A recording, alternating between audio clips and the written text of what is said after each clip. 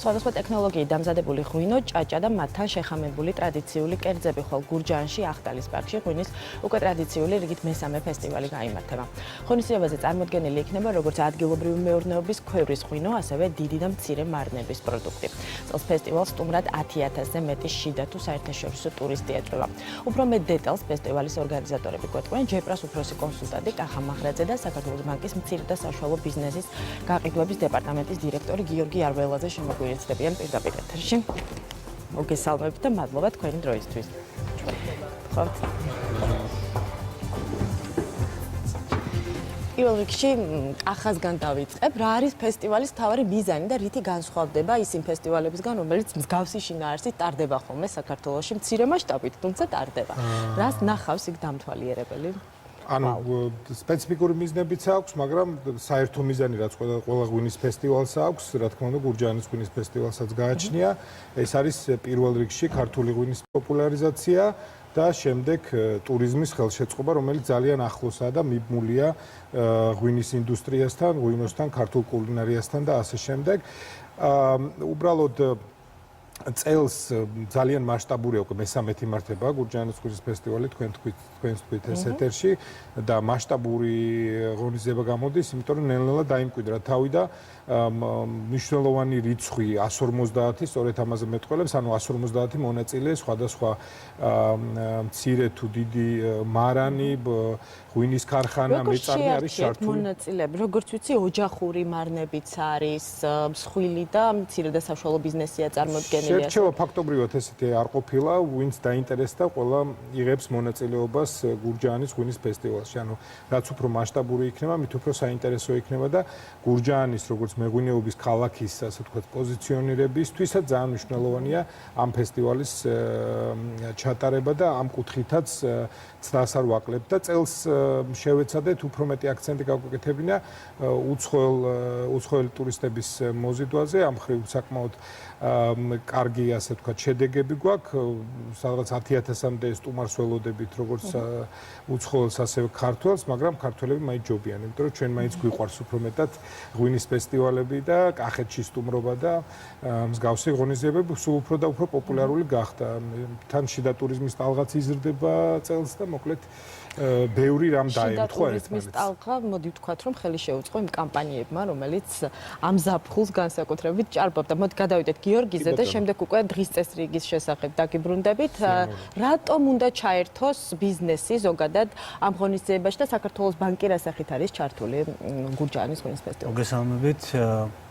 ღვინის დარგიდან გამომდინარე პირველ რიგში ვართ ჩართულები, იმიტომ რომ თვითონ ღვინის სფერო არის ქვეყნისთვის ძალიან მნიშვნელოვანი, არა მარტო ეკონომიკურად, არამედ კულტურულადაც. შესაბამისად, როგორც კახამ აღნიშნა, ეს იწვევს არა მხოლოდ ღვინის დარგის განვითარებას, ესეთი ტიპის ფესტივალები, არამედ ტურიზმის განვითარებასაც, რაც ახალი ეკონომიკური მიზიდულობის წერტილს შექმნის და შემოსავლების დივერსიფიკაციაში შეუწყობს ხელს იმ რეგიონის. ბანკის ჩართულობის მხრივ ჩვენ უკვე დიდი ხანია ამ დარგით ვართ დაინტერესებულები. სამი ძირითადი მიმართულება გვაქვს არჩეული, ეს არის უშუალოდ საბანკო პროდუქტები, მათ შორის დაფინანსება, სხვა ტიპის პროდუქტები, რომლებიც მეღვინეებს და მევენახეებს სჭირდებათ. მეორე მიმართულება არის აი ამ ტიპის ღონისძიებების ხარდაჭერა, სადაც ხელი ეწყობა მცირე და საშუალო ტიპის ბიზნესმენებს, რომ წარმოაჩინონ თავის საქონელი, ახალი გასაღების ბაზრები იპოვონ.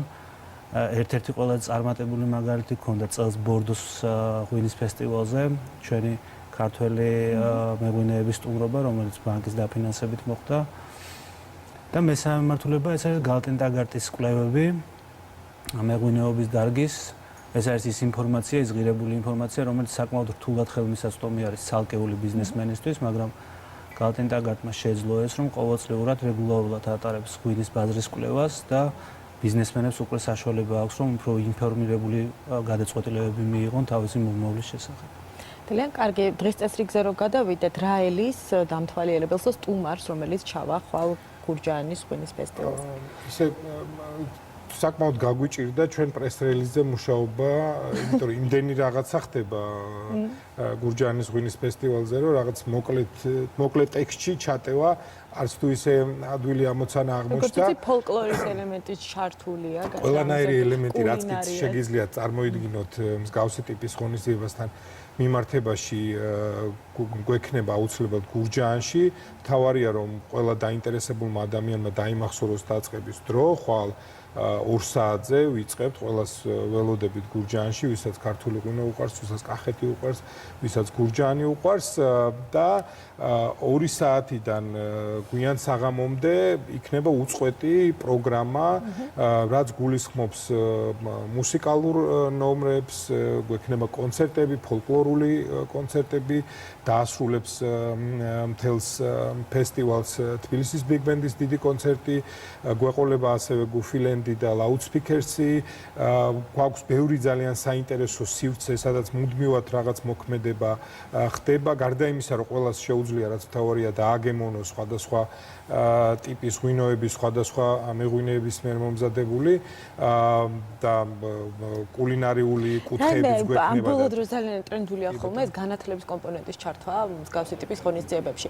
ამ მიმართულებით ხომ არ გაქვთ, თქვათ, გამოცდილების გაზიარების მიმართულებით? პატარ-პატარა მასტერკლასები იქნება სხვადასხვა სივრცეებში, იქ იქნება კახეთის შემოდგომა, ასეთი სივრცე, სოფლის ნობათი, სადაც გარდა იმისა, რომ თქვათ ინსცენირება მოხდება გარკვეული სიტუაციების, ყველა შეიძლება ვთქვათ ნახოს ღვინის ამოღების, ჭაჭის გამოხდის თუ მსგავსი ტიპის ასე ვთქვათ მოქმედებები, თვითონ მასტერკლასებივით გვექნება.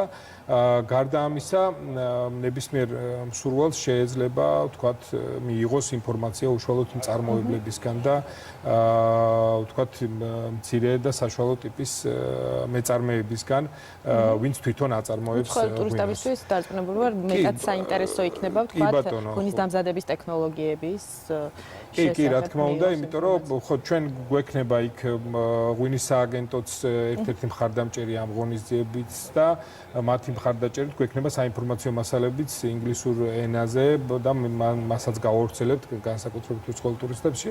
ბევრს ველოდებით ოფიციალურ დელეგაციებსაც მათ შორის და გვინდა რომ აი ფართო ასორტიმენტი ვანახოთ კახური შემოდგომის, ღვინის მეღვინეობის, ჩვენი ტრადიციების და თანამედროვე კუთხითაც დავანახოთ, ანუ დღეს რა ვითარება და დღეს რა ხდება მეღვინეობის კუთხით გურჯაანში და არა მარტო გურჯაანში, არამედ მთლიანად კახეთში. და ბოლოს ისევ გიორგის დაუბრუნდები, საქართველოს ბანკის გეგმებზე რომ მოგვიყვეთ ამ მიმართულებით, სამი ძირითადი მიმართულება, რომელიც ჩამოვთვალეთ, გასაგებია, თუმცა კონკრეტულად ამ მიმართულებით მსგავს ტიპის ღონისძიებების დაფინანსებაზე და მცირე და საშუალო ბიზნესის ხელშეწყობაზე რა გეგმები გაქვთ? ერთ-ერთი მნიშვნელოვანი მიმართულება, რაც ახლა ამორჩეული გვაქვს, ეს არის განათლების მიმართულება. იქიდან გამომდინარე, რომ ჩვენი სოფლის მეურნეობის ერთ-ერთი მნიშვნელოვანი გამოწვევა წარმოადგენს ეფექტიანობა. განათლება იგულისხმება პროფესიული განათლება თუ თქვათ ფინანსური? ორივე, აი მაგალითისთვის რო ვთქვათ, თუ ჩვენთან საშუალო სტატისტიკურად 1 ჰექტარზე მოდის 3.5-4 ტონა ყურძენი, დასავლეთის წამყვან ქვეყნებში, სადაც ღვინის კულტურა განვითარებულია, 10 და 11 ჰექტარზე არიან ასულები საშუალოდ. ანუ მკვეთრი განსხვავება არის. შესაბამისად, ვფიქრობთ, რომ აქ არის ჩვენი დიდი პოტენციალი ჩადებული და ამას სჭირდება როგორც პროფესიონალი აგროეკონომისტები, ასევე აგროტექნოლოგები. შესაბამისად, ჩვენ ვცდილობთ, რომ გაუშვათ ჩვენი მოქალაქეები, ანუ ისეთი ხალხი, ვინც დაინტერესებულია და აქვს ამის უნარების საზღვარგარეთ გარკვეული ცოდნის მისაღებად და შემდგომ ეს ცოდნა უკვე გაუზიარონ ადგილობრივ ფერმერებს. და როგორ მოხდება მათი შერჩევა თუ გაქვთ უკვე განსაზღვრული? ყურძნის ან მეღვინეობის სექტორში ჯერ ესეთი ნაბიჯი არ გადაგვიდგამს, თუმცა აი ახლა გქონდა ოქტომბრის დასაწყისში მესაქონლეობის შემთხვევაში 8 წამყვანი ფერმერი შევარჩიეთ, რომლებსაც უკვე აქვთ საქართველოში გარკვეული გამოცდილება უცხო ჯიშების, ასე ვთქვათ, არაქართული, არა ადგილობრივი ჯიშების ჩამოყვანის და აქ მათი ადაპტაციის.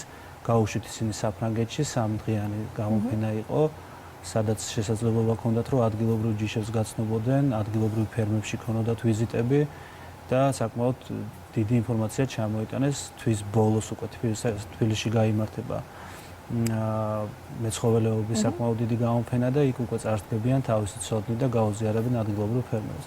დაახლოებით მსგავსი ტიპის ღონისძიებებს ვფიქრობთ მე ვენახეობის დარგშიც. ძალიან კარგი გისურვებთ წარმატებებს, დარწმუნებული ვარ, რომ ძალიან მალე ვნახავთ თვალმათელ შედეგებს, რომელსაც მოიტანს ეს ინიციატივა და ასევე ღონისძიებაზე გისურვებთ წარმატებას, როგორც ვთქვი 10,000-ზე მეტ ტურისტს ელოდებით ამ დროისთვის.